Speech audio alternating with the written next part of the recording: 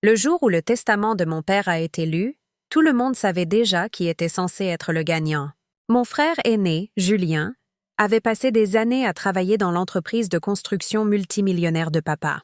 Moi, j'avais passé ces mêmes années à m'occuper de notre père, entre les visites à l'hôpital, les traitements et les nuits blanches dans la vieille ferme qu'il refusait de quitter. Alors, quand le notaire a annoncé que Julien héritait de toute l'entreprise tandis que je ne recevais rien d'autre que cette ferme vieillissante, mon frère n'a pas pu s'empêcher de sourire. Puis, il a ri et a lancé une phrase qui a jeté un froid dans la pièce. Quelques instants plus tard, le notaire s'est raclé la gorge et a tout basculé. Le jour de la lecture du testament, tout le monde savait déjà comment l'histoire devait se terminer. Mon frère aîné, Julien, hériterait de l'entreprise. J'hériterais de ce qu'il resterait. C'était l'attente de la famille depuis des années. Papa avait fondé les constructions Beaumont près de 40 ans plus tôt.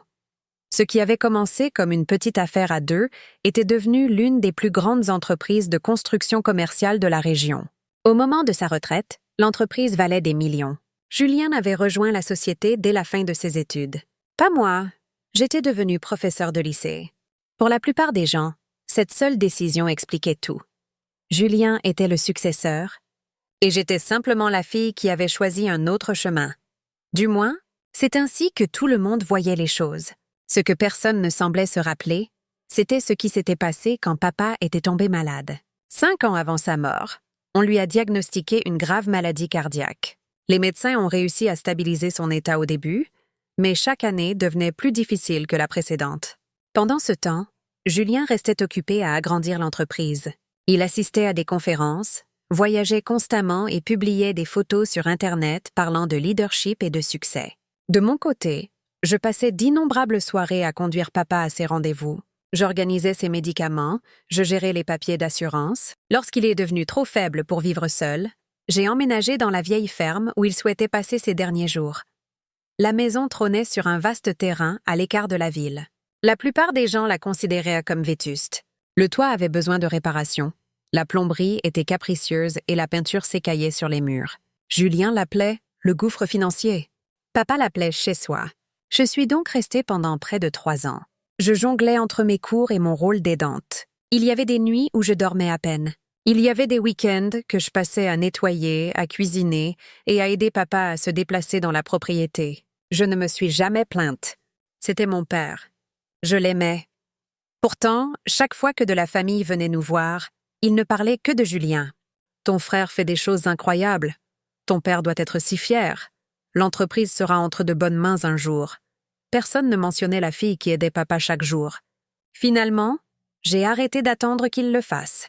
Quand papa s'est éteint paisiblement à 82 ans, les funérailles ont rassemblé des membres de la famille que je n'avais pas vus depuis des années. Tout le monde a loué ses accomplissements.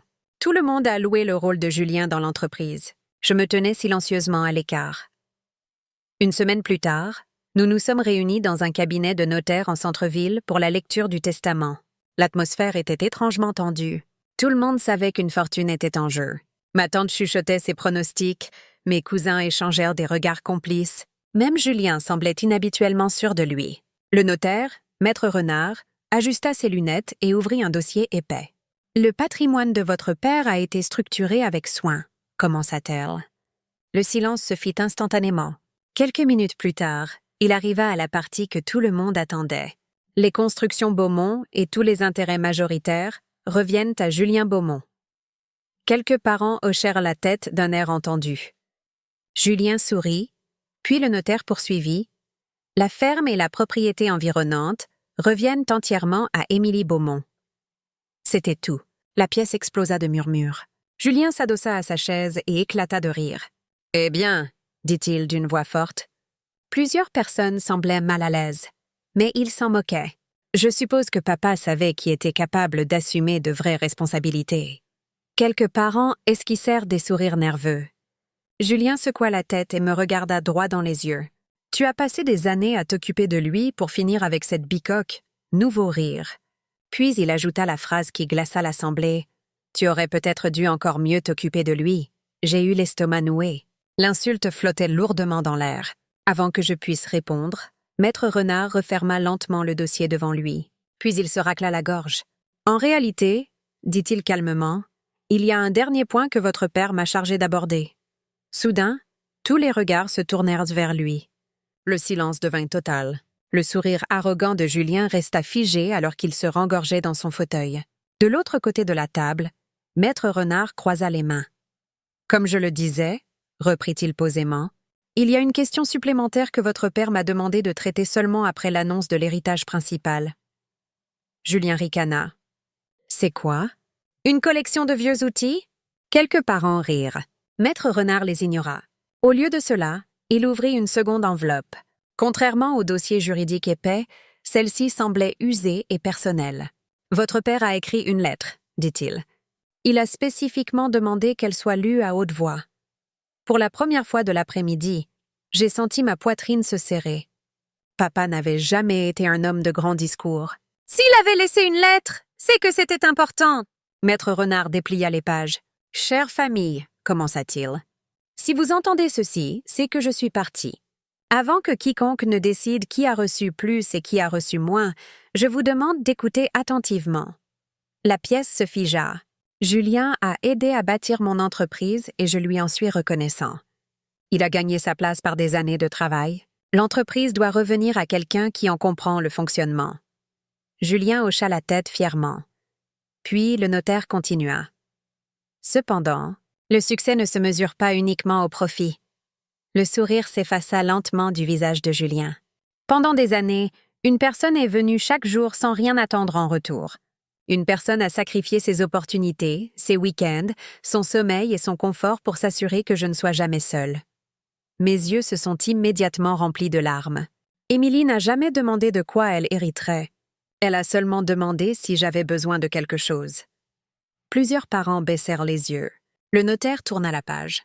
C'est pourquoi j'ai choisi de lui laisser quelque chose de bien plus important qu'une entreprise. La curiosité gagna l'assemblée. Maître Renard fouilla dans sa mallette et en sortit un autre document. « Il y a 6 ans, » expliqua-t-il, « M. Beaumont a discrètement racheté les droits de propriété restants liés aux terres entourant la ferme. » Des murmures confus parcoururent la pièce. « Quel droit de propriété ?» demanda Julien.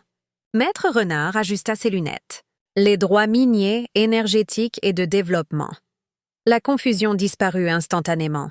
Même Julien se redressa brusquement. Le notaire posa plusieurs documents sur la table. 3 mois avant sa mort, une entreprise d'énergie renouvelable a contacté M. Beaumont avec une offre concernant la propriété. Personne ne parlait. La proposition comprenait un contrat de bail à long terme et un accord de développement. L'expression de Julien changea radicalement. « Combien ?» demanda-t-il. Maître Renard le regarda bien en face. La valeur projetée dépasse la valeur actuelle des constructions Beaumont. La pièce explosa. Ma tante étouffa un cri. Mon cousin restait bouche bée. Quelqu'un laissa même tomber sa tasse de café. « C'est impossible !» balbutia Julien. « C'est pourtant exact !» répondit Maître Renard. Puis il fit glisser un autre document sur la table. « Il y a un détail supplémentaire. » Le notaire pointa plusieurs relevés financiers. « L'entreprise que votre père laisse à Julien porte des prêts d'expansion importants, des obligations contractuelles et des passifs d'exploitation. » Julien s'empara des papiers. L'assurance quittait son visage à chaque page tournée. « L'entreprise reste rentable », précisa Maître Renard. « Mais elle comporte aussi des responsabilités et des risques substantiels. En revanche, la ferme est transmise sans aucune dette, aucune obligation, seulement des opportunités. » Le notaire revint à la lettre de papa.